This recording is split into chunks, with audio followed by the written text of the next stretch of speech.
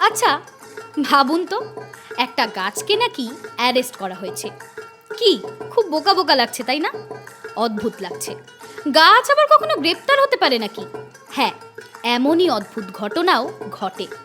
পাকিস্তানের লেন্ডি কোটাল সেনা ক্যান্টনমেন্টে 1891 সালে জেমস কুইড নামে এক ব্রিটিশ অফিসারের মদ্যপ অবস্থায় মনে হয় যে গাছটি নাকি তার পেছনে ছুটছে। তখনই তিনি এই গাছটিকে গ্রেপ্তার করেছিলেন। এরপর থেকেই প্রায় 125 বছর ধরে বট গাছটি আটক রয়েছে। অদ্ভুত লাগলেও এটি একটি সত্য ঘটনা। হাস্যকর বিষয়টি হলো, গাছ নিজেই বলছে যে আমি গ্রেপ্তার। মানেটা একটু বিস্তারিত বলি। 125 বছর ধরে গাছটিকে শিকল দিয়ে বন্দি করে রাখা হয়েছে, আর সেই গাছে ঝোলানো রয়েছে একটি বোর্ড। তাতে লেখা রয়েছে আমি বন্দি। গাছটি এখন এই অঞ্চলে অত্যন্ত আকর্ষণীয় পর্যটন কেন্দ্র। বহু মানুষ দেখতেও যায় সেই বন্দি গাছকে।